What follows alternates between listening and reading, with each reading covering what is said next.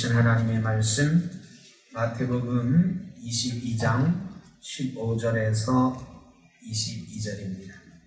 신약성경 37쪽입니다. 한 절씩 교독하겠습니다. 이에 바리새인들이 가서 어떻게 하면 예수를 말의 올무에 걸리게 할까 상의하고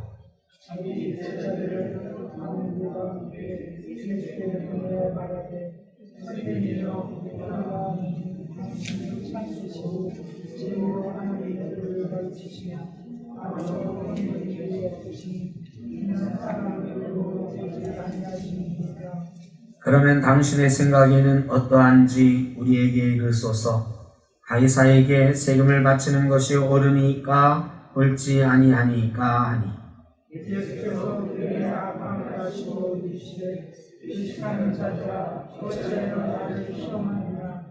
세금 낼 돈을 내게 보이라 하시니 데나리온 하나를 가져왔거늘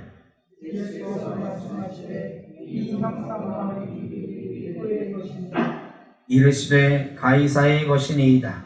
이에 이르시되 그런즉 가이사의 것은 가이사에게 하나님의 것은 하나님께 바치라 하시니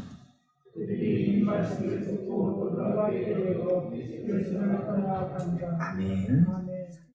예수님에 대해서 계속해서 도전들이 있었습니다. 그런데 한 번도 예수님을 이긴 적이 없어요. 근데 예수님께서 예루살렘에 입성하시고 성전을 청소하시는 사건 이후에 유대인 사회의 종교 지도자들은 극도의 긴장감을 갖고왔습니다. 자기들의 권위가 자기들이 세워온 질서가 일거에 무너져 내리는 위기감에 빠졌습니다. 그래서 예수님에 대해서 당신이 무슨 권위로 이런 일을 합니까? 라는 권위 논쟁을 시작으로 예수님이 성전 청소한 이후에 계속해서 예수님을 시험하는 이런 일들이 진행이 됩니다. 오늘 본문은 이렇게 시작을 하고 있습니다. 바리새인들이 가서 어떻게 하면 예수를 말의 올무에 걸리게 할까 상의하고 바리새인들이 예수님을 말의 올무에 걸리게 할 목적으로 지금 시험을 한다 하는 것입니다. 세번역 성경, 개역 한글, 공동번역 이런 성경에 보니까 올무에 걸리게 하다, 말의 올무에 걸리게 하다 이 말씀을 트집 잡으려고 하다, 책 잡으려고 하다 이렇게 번역을 해놨어요. 그러니까 예수님 말꼬투리를 잡아서 책 잡으려고 예수님을 시험하러 왔다 하는 것입니다. 바리새인들이 와가지고 이렇게 말합니다. 선생님이여, 우리가 아노니 당신은 참되시고 진리로 하나님의 도를 가르치시며 아무도 꺼리는 일이 없으시니 이는 사람을 외모로 보지 아니하심이니이다. 예수님, 당신이 옳습니다. 당신이 하나님의 진리를 가르치는 것을 우리가 압니다. 이렇게 말하는 거예요. 겉으로는 예수님의 말씀이 하나님의 말씀이라고 인정합니다. 아마 마음속으로도 저 말이 다 맞긴 한데 이런 마음이 있었을 거예요. 그럼에도 불구하고 그들이 예수님을 책 잡으려고 트집 잡으려고 온 이유는 무엇일까요? 여태까지 성경 그러면 자기들의 권세 아래에 있었어요. 이 바리새인들은 율법학자들이거든요. 사람들이 바리새인들한테 찾아와요. 선생님, 이런 때 어떻게 하면 됩니까? 분란이 생기면 찾아와요. 선생님, 저 사람이 저런 잘못했고 나는 이렇다고 하는데 어떤 게 옳습니까? 이런 것을 재판은 제사장이 하고 실제로 간단한 분란 이런 거, 또 성경에 관한 해석들은 누가 하느냐? 이 바리새인들이 해주는 거예요. 그러면서 이 바리새인들이 정신적인 권력을 가지고 있는 거죠. 종교적인 질서를 자기들이 지배하는 거예요. 그런데 예수님이 마구 그 질서를 깨뜨리셨고 예수님이 가르치는 게 사람들이 들으니까 뭐라고 그랬어요? 성경에 많이 나오는 구절, 다른 선생님들과 같지 않다 그랬어요. 여러분, 이게 뭐예요? 자기들이 열심히 이렇게 가르치고 자기들이 막 회당 가서 강론하고 이럴 때는 사람들이 별 반응이 없다가 예수라는 사람이 와서 막 하나님의 말씀을 가르치고 강론하고 율법에 대해서 얘기하는데 그 권세나 그 내용이 자기들하고는 차원이 다르다고 사람들이 얘기하는 거예요. 자기들이 이제 설 자리가 없어지는 거예요. 바리새인들은 세상 권력은 없지만 이 종교적인 권력과 이 지도력을 자기들의 생명으로 여기고 있었는데 그게 막 무너져 내리는 거예요. 그러니까 이 바리새인들이 겉으로는 예수님의 말씀을 인정한다고 얘기를 해요. 그런데 속으로도 제 생각에는 하나님의 말씀에 관한 것은 틀림없이 저렇게 가르쳐야 되는구나, 저 말이 맞구나 할 거예요. 그런데 그들이 예수를 시험하려고 하는 목적은 단 하나, 자기들의 기존 기득권을 지키기 위해서 예수를 시험하는, 책 잡으려고 하는 거예요. 이 바리새인들은 원래 어떤 사람들이냐면요, 나뉘어진 사람들이다 이런 뜻이에요. 구별된 사람들이다 이런 뜻을 가지고 있어요. 바리새라고 하는 말 자체가 이게 헬라 말인데요, 나뉘어지다, 구별되다 이런 뜻이거든요. 누구랑 구별된 건가? 누구랑 나뉘어진 건가? 알렉산더가 유대를 정복하고 나서 알렉산더가 죽은 이후에 나라가 세 개로 쪼개졌어요. 그리스가 세 개로 쪼개졌어요.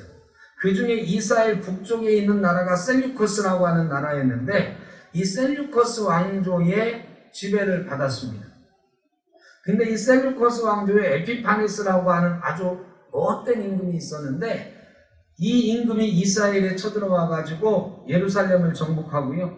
이스라엘 사람들이 지금도 끔찍하게 여기는 거 뭐냐? 돼지고기예요. 특히 돼지피 이런 거 아주 부정한 것 중에 부정한 거예요.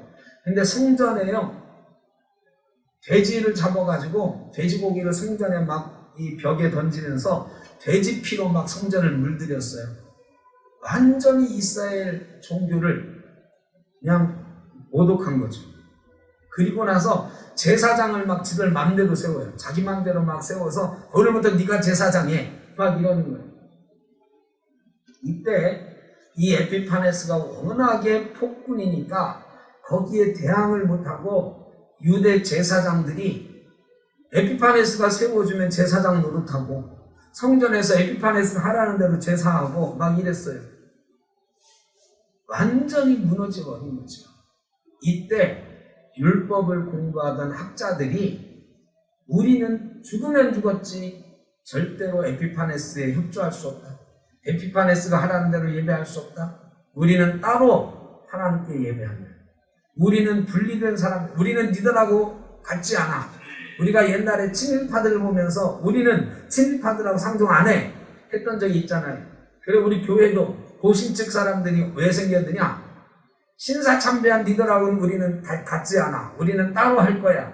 이래가지고 고려신학교 측이 생긴 거예요. 신사참배 안 한 사람들끼리만 따로 모이자. 이유는 좀 다르지만 비슷하지요. 어쨌든 바리새인들이 그래서 생긴 거예요. 우리는 나뉘어진 사람들이다, 구별된 사람들이다, 니들하고 다르다. 우리는 신앙의 순수성을 지키겠다. 이래서 생긴 게 바리새파예요. 그런데요, 이 에피파네스 그리스에 협력하던 사람들이요, 로마가 지배하니까 이번엔 누구랑 협력했을까요? 로마랑 협력했지. 친일파 하던 사람들이 만약에 중국이 우리나라를 지배했다 그러면 또 친중파 됐을 수도 있을 거예요. 말하자면. 그런 식으로 이 그리스에 친하던 사람들이 로마가 지배하니까 로마의 빌부터 먹기 시작했어요. 그 중에 대표적인 사람이 누구냐? 헤롯이에요. 헤롯은 이두메 사람이에요. 유대인 사람도 아니야. 근데 로마에다가 뇌물을 주고 유대의 왕이 됐어요. 그런데 유대인들 중에 유대인이 이방인을 극도로 싫어하는 데다가 헤롯이 이방인인데 우리의 왕 노릇하는 거 인정할 수가 없는 민족이. 그런데 이 그리스의 빌부터 먹던 사람들이 헤롯에게 빌붙었어요. 그리고 관직에 오르고 총독부에서 일을 하고 막 하는 거야. 왕궁에서 일을 하고. 이런 사람들을 뭐라고 불렸냐면 헤롯 당원이라고 불러. 헤롯 당원. 헤롯 당원은 매국노들이 모여있는 바리새인들이 극도로 싫어하는 사람들이에요. 그런데요, 지금 바리새인들이 제자를 보냈는데 누구랑 같이 왔다고 그랬어요? 헤롯 당원들과 함께 왔다고 그랬어요. 이거 도저히 있을 수가 없는 일이에요. 바리새인들이 헤롯 당원들하고 어떤 일을 같이 한다? 불가능해요. 바리새인이라고 하는 것 자체가 우리는 니들하고 상종 안 할래. 이랬던 사람들이 바리새인들이거든. 그런데 그들이 지금 같이 왔어요. 목적이 같아. 목적이 뭐예요? 예수를 죽이려고. 예수를 어떻게든 책잡으려고 그 원수들이 하나가 돼서 온 거예요. 여러분, 사탄의 도구가 되면 이렇게 되는 거예요. 사탄은 죽이는 영을 가지고 있는 거예요. 이 바리새인들이요, 예수 그리스도께서 전하는 말씀이 하나님의 진리인 것을 알매도 불구하고 예수를 죽이려고 자기들이 극도로 싫어하고 격렬하던 헤롯 당원들과 손잡고 지금 예수를 죽이겠다고 찾아온 것, 이게 바로 사탄이 하는 짓. 사탄은 예수 그리스도를 죽이기 위해서, 예수 믿는 사람들을 죽이기 위해서 무슨 짓을 해요?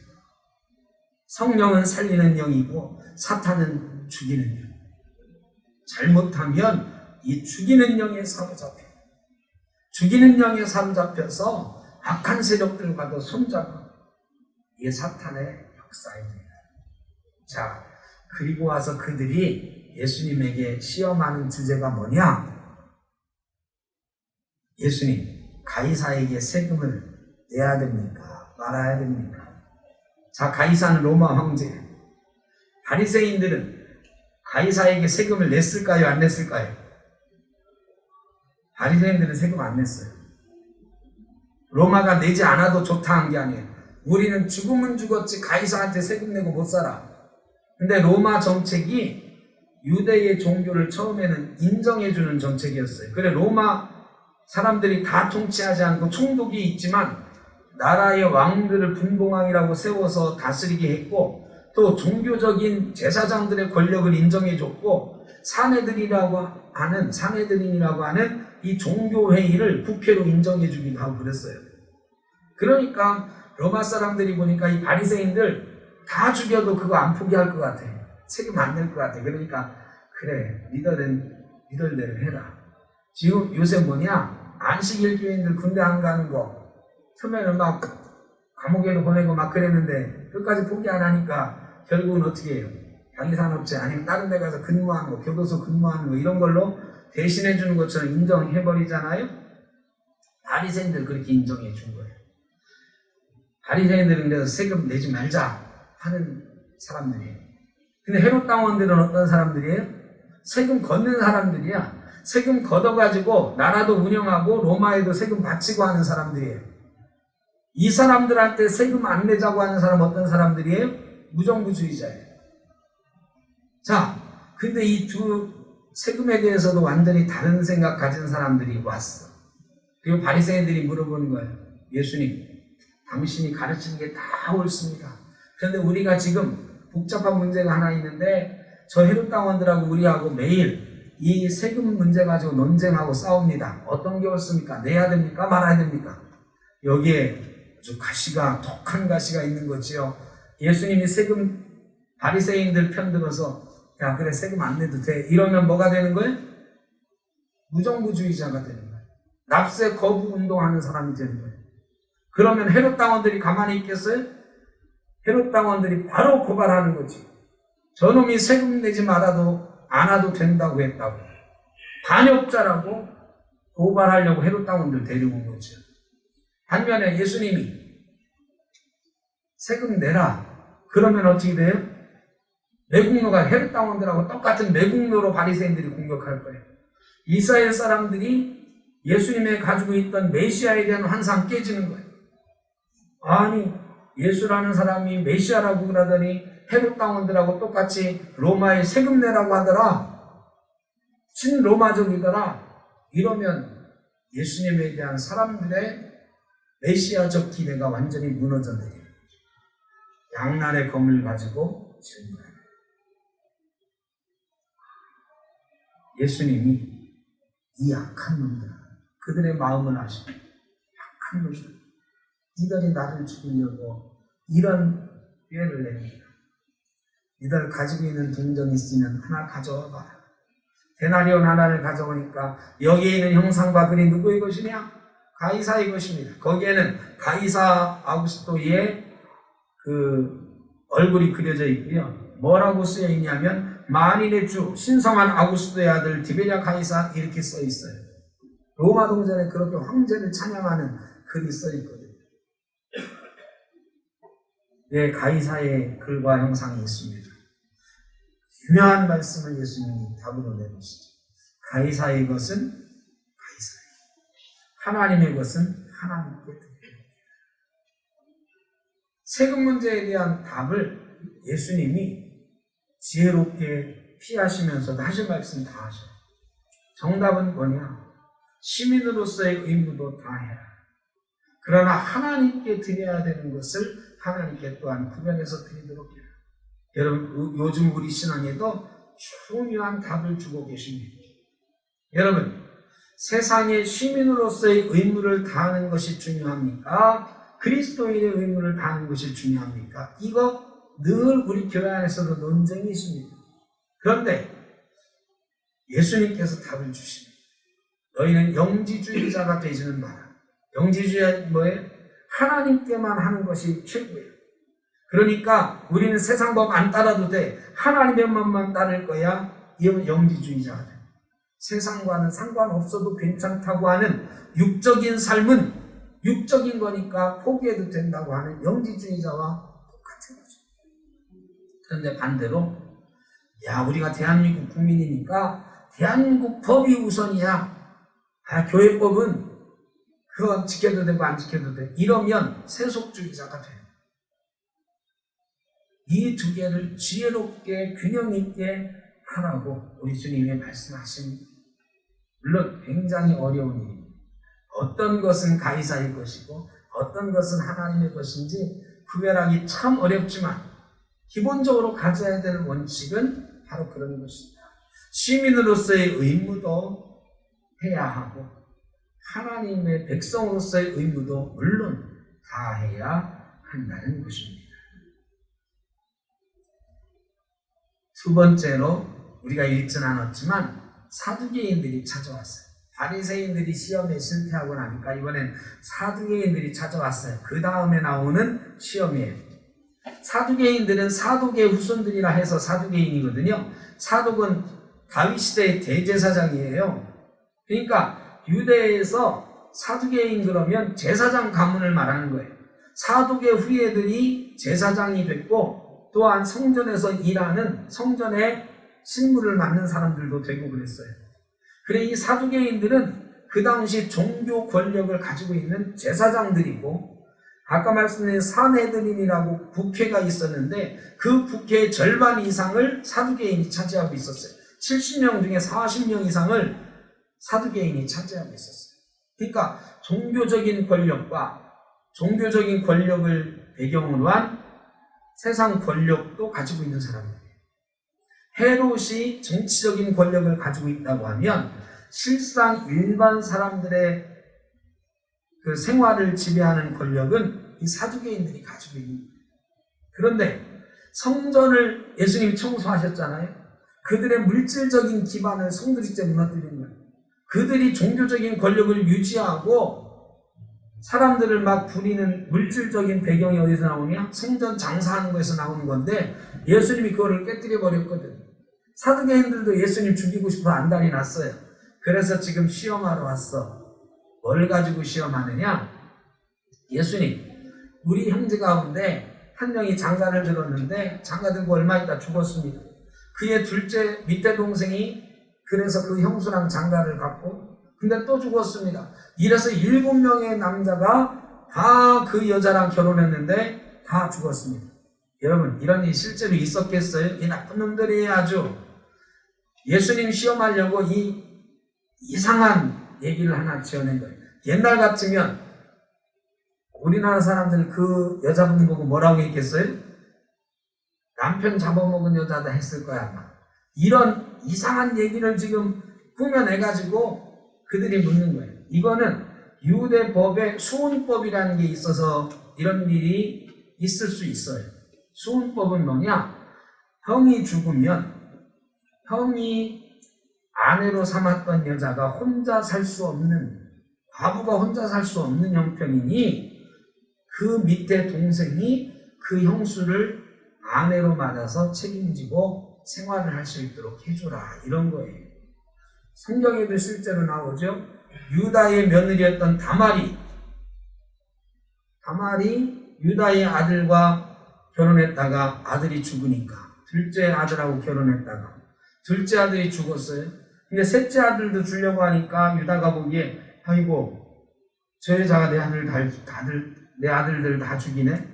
막내는 주면 안 되겠다 해가지고 안 주잖아요. 그래서 이상한 일이 생기는 거 아니에요?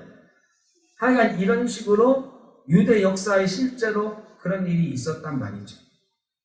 그러니까 사두개인들이 이것을 교묘하게 이용을 해가지고 이렇게 7명의 형제와 쭉 결혼을 한 여자가 있는데 나중에 하늘나라에 가면 이 여자는 누구의 아내입니까? 근데요, 사두개인들이 이런 질문하면 애초에 안 되는 거예요. 왜? 사두개인들은요, 현실 속에서 권력을 가진 사람들이에요. 물질을 소유한 사람들이에요. 그러다 보니까요, 부활을 안 믿어. 죽으면 끝나는 거야, 그 사람들은. 그 사람들은요, 죽음 이후에 세계가 있다고 믿질 않아요. 부활이 있다고 믿질 않아요. 부활이 없다고 하는 사두개인들이에요. 그런데 지들이 그런 얘기를 꾸며놓고 얘기를 하는 거지. 조금 단 얘기입니다만 지금 우리 이단들 가운데도 부활이 없다고 하는 종교가 있죠.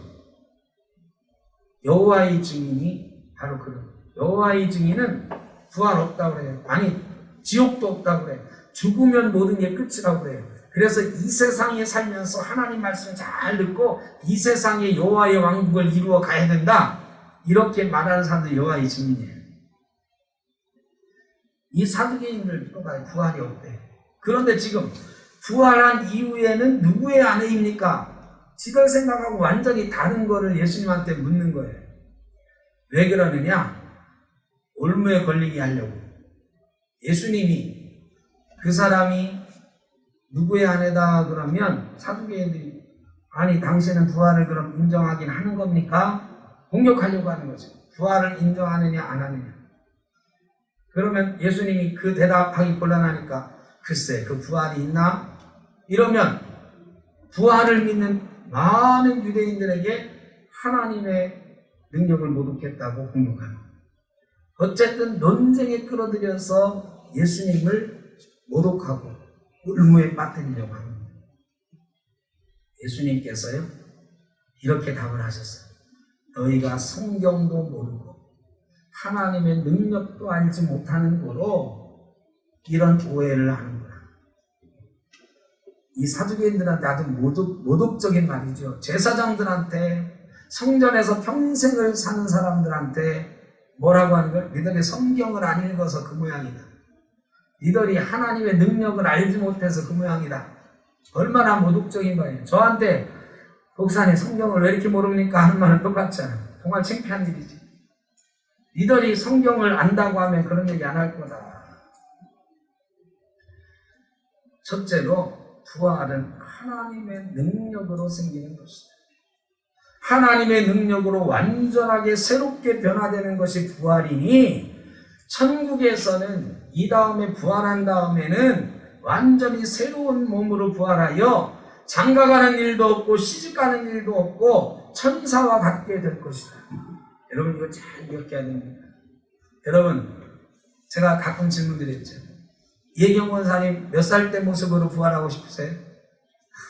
한 권사님 몇 살 때 모습으로 부활하고 싶으세요? 저는 몇 살 때를 떠나서 이런 모습으로 부활하고 싶지 않아. 키가 일단 10cm는 좀 컸으면 좋겠고 뭐 이렇잖아, 그죠? 여러분 지금 모습으로 부활하기를 원하십니까? 아니면 처녀총각 때 예쁘고 잘생긴 모습으로 부활하기를 원하십니까? 어떤 모습으로 부활할까요, 우리는? 이거랑 똑같은 거예요. 세상적인 기준으로 지금 질문하는 거예요. 부활 때에 우리는 이 세상에 어떤 모습이 기준이 돼서 부활하는 겁니까? 이거 하나님 능력을 완전히 무시하는 거다. 왜?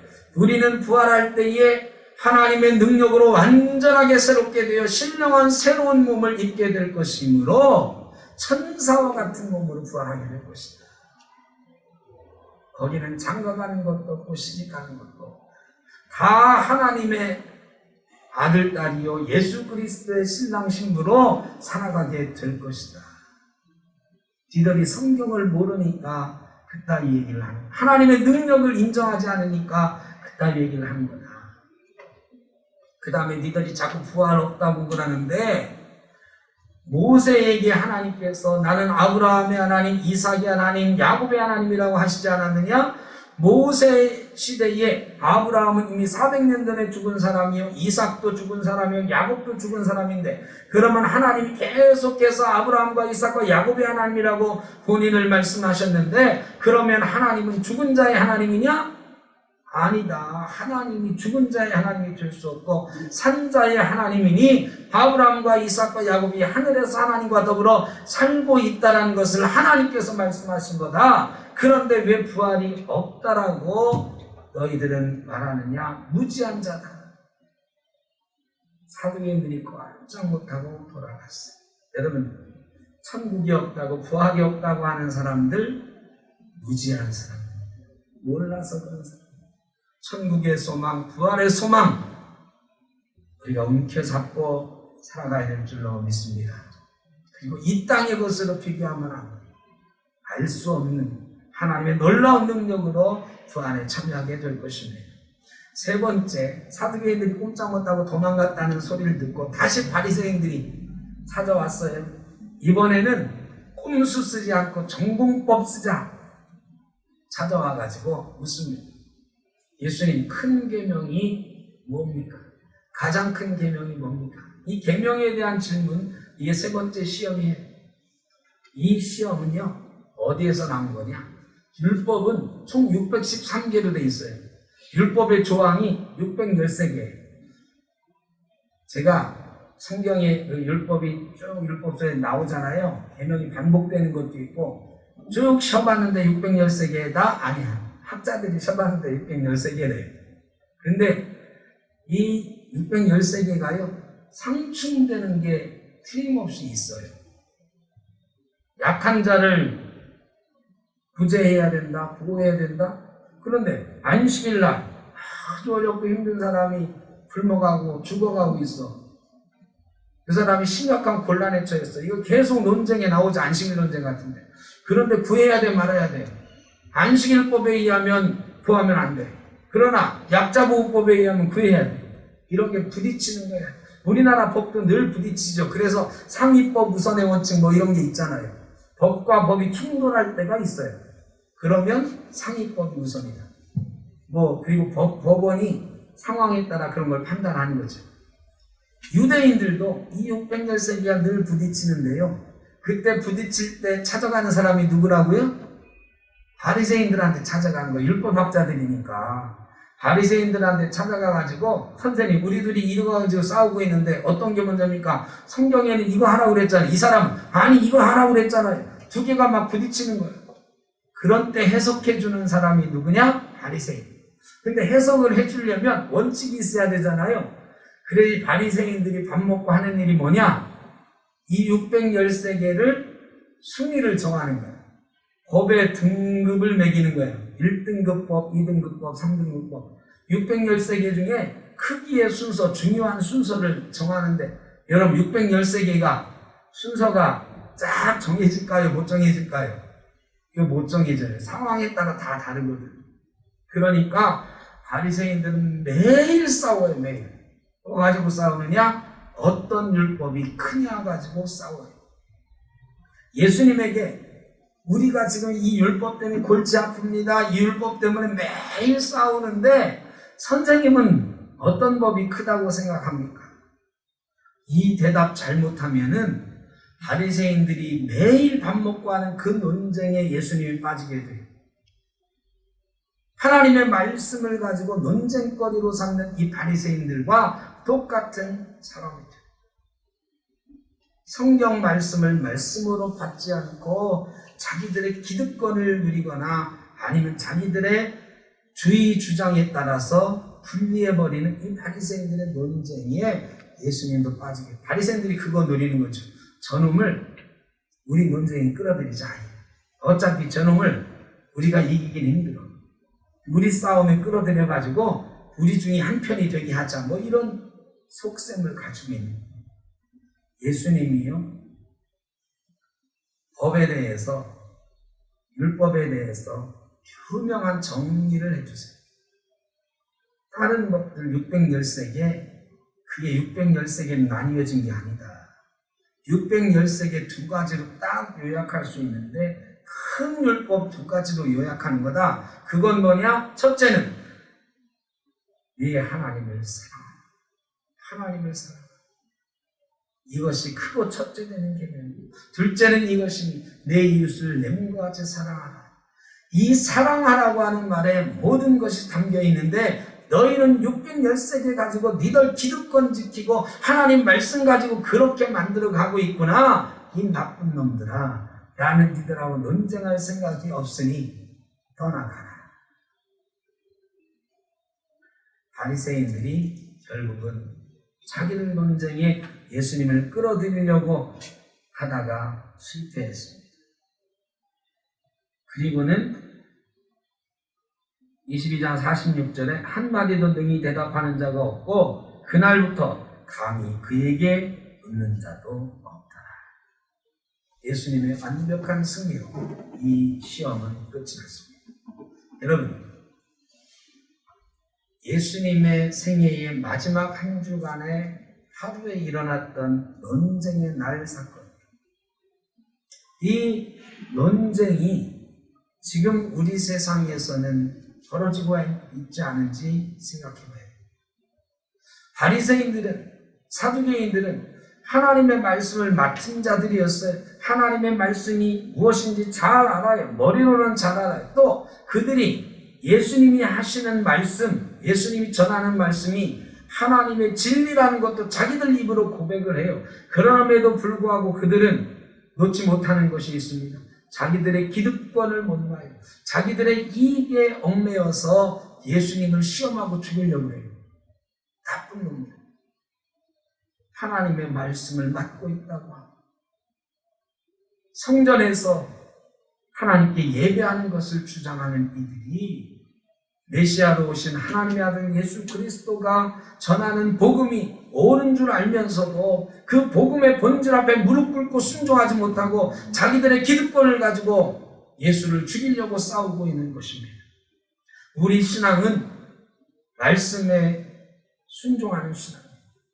말씀 앞에 무릎 꿇는, 이게 우리 신앙의 본질이에요. 그런데 세상은 자꾸 논쟁하게 만듭니다.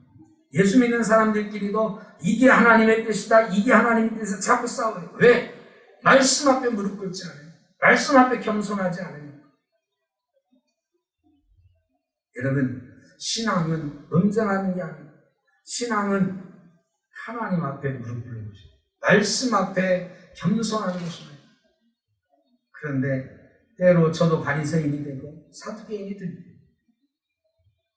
우리 사람의 생각과 사람의 위치나 사람의 모양들, 사람의 이익, 나의 주장, 이런 것들이 말씀과 뒤섞여가지고 때로 우리가 사두개인도 되고 바리새인도 돼요. 그래서 자꾸 본질적이지 않은 말씀 앞에 본질적이지 않은 다른 것들로 말씀을 자꾸 뒤엎어놔, 뒤섞이게 해버려요. 우리 한국교회가 그러다 보니까 분열되어 지금도 이 코로나 이 위기 속에서 말이죠, 우리가 분열되는데 또 막 교회끼리도 막 분열되고 모양도 막 각양각색인데 왜 그럴까? 말씀 앞에 그냥 본질적으로 순종하고, 하나님께서 우리에게 다 가르쳐 주셨어요. 그런데 내 생각이 더 강해요. 내 생각이 더 크고 세상 사상과 논쟁 이런 것들이 결부돼서 그거대로 주장하는 거지, 하나님의 말씀대로 살아간다면 있을 수 없는 일들이 자꾸 생겨요. 여러분, 신앙은 본질로 돌아가요. 말씀으로 돌아가요. 우리가 다른 것들을 자꾸 우리의 신앙에 결부시키면 말씀만 듣자. 말씀으로 무장하고 말씀에 순종하고 겸손하게 본질로 돌아가는 그런 신앙이 저희 가운데, 우리 한국교회 가운데 있어야 될 줄로 믿습니다. 설 명절을 우리가 맞이하는데요, 설 명절에도 예수 믿는 사람들의 집안은 모여가지고 예배 드리고 화기애애할 것 같지만 때로는 안 그렇죠. 저희 아버지 이제 목사님이시고 은퇴한 목사님이고 저도 목사고 저희 아들도 이제 목사 될 사람인데, 저희 집안도 요번에는 뭐 코로나 때문에 우리가 순찰을 두고 모여야 됩니다만 저희도 설날 예배하죠. 아버지께서 예배할 때 뭐 보통 가족 간의 평화하고 형제들이 이해하고 뭐 이런 얘기 하시죠. 그런데요, 끝나고 나서 밥 먹고 또 밥 먹으면서 밥 먹거나 차 마시면서 이렇게 얘기하다 보면 다른 많은 얘기들이 섞이잖아요. 그럼 또 달라져요. 우리 집안도 이번 설에 우리 많은 형제자매들 어떻게든 만날 기회가 있으실 거 아니에요? 여러분, 다른 걸로 논쟁하지 말고 그저 하나님의 말씀으로, 하나님의 말씀은 사랑이고 하나님의 말씀은 은혜로 주신 것, 그저 은혜와 사랑으로 서로를 격려하고 행복하게 하는 그런 명절 되시길 바랍니다. 다른 걸로 자꾸 논쟁하고 다른 걸로 자기 주장 내세우지 말고 우리 믿음의 가정은 그저 말씀으로 은혜 받고 그저 말씀을 붙잡고 사랑한다고 말하고 평화를 선언하고, 이번 설이 우리 성덕교회 모든 가족들에게 또 우리 믿는 모든 가정 위에 하나님의 은혜와 평강이 충만한, 말씀의 은혜가 충만한 그런 명절 되시기를 바랍니다. 또 우리 인생 가운데 말씀 앞에 무릎 꿇는 겸손함이 있어서 늘 하나님의 말씀으로 승리해가는 그런 인생 되시기를 주의 이름으로 축복합니다. 기도하겠습니다. 사랑의 아버지 하나님, 감사합니다. 시험하는 바리새인, 시험하는 사두개인 되지 않게 하여 주옵소서. 말씀으로 그저 하나님을 바라보고 말씀 속에서 예수 그리스도를 찾고 하나님의 은혜와 하나님의 사랑을 말씀 속에서 발견하고 그 은혜와 사랑을 나누는 성도가 되게 하여 주옵소서. 예수님의 이름으로 기도하옵나이다. 아멘.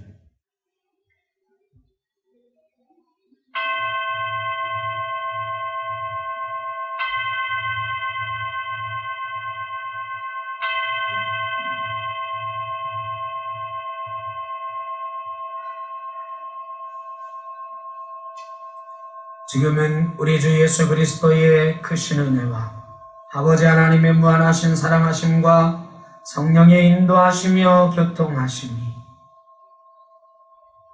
시험하는 사람 되지 않고 말씀 속의 은혜와 사랑을 깨달아 늘 행복하고 건강한 성도로 살겠습니다.